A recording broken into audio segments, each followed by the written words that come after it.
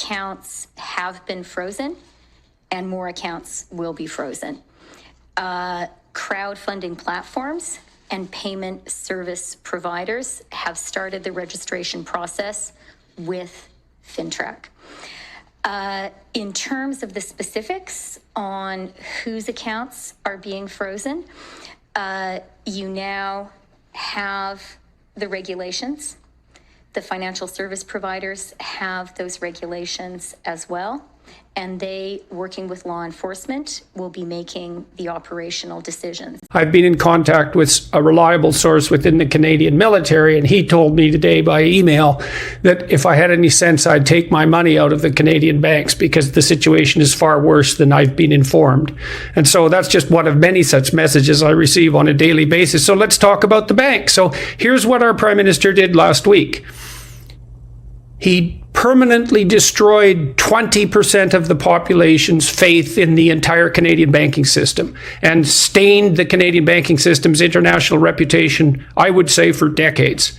And in any normal time, that in itself would have been enough to constitute sufficient grounds for a non-confidence vote for the government to be ousted. And that's only one of like the 7 things that happened last week that are of that magnitude. You can't even keep up with them. What the hell is happening to Canada's banks right now? Scotiabank outages reported in the last 24 hours. RBC outages reported in the last 24 hours. BMO outages reported in the last 24 hours. TD Canada Trust outages reported in the last 24 hours. And take a look at this headline. 5 major Canadian banks mysteriously go offline in an hours-long outage. Now, why would these banks possibly be going offline? Well, it's because there's something called a bank run. A bank run's when a bunch of clients withdraw all their money from banks, and because banks don't have all the reserves to pay everyone back if everyone withdrew, they have to shut down. And take a look at all the Google searches bank runs had in Canada in the past 7 days. Now, why might a possible bank run be happening?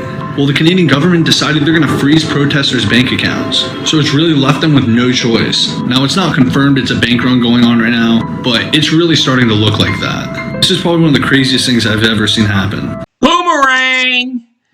Boomerang!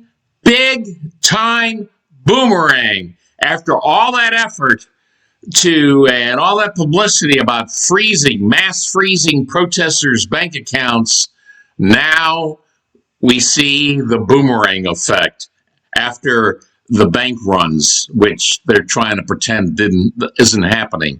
Here's an article from the February 22nd Toronto Star. RCMP working to unfreeze, got that, unfreeze protesters' bank accounts, Ottawa says. Yeah, big time desperation measures. Okay, let's read the text here.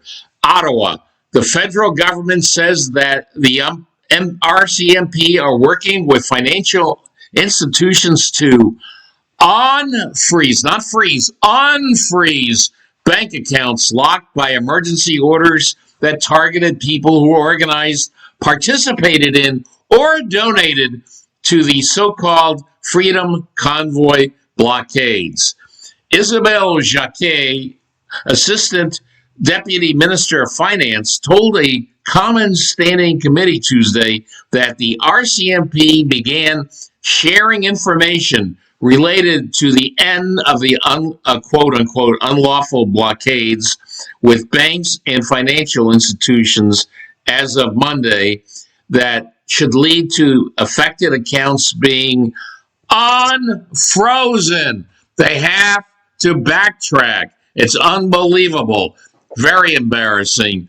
I mean, if anything, this should, causing all these problems, bank runs, should cause the downfall of the Son of Fidel's government. But we'll see.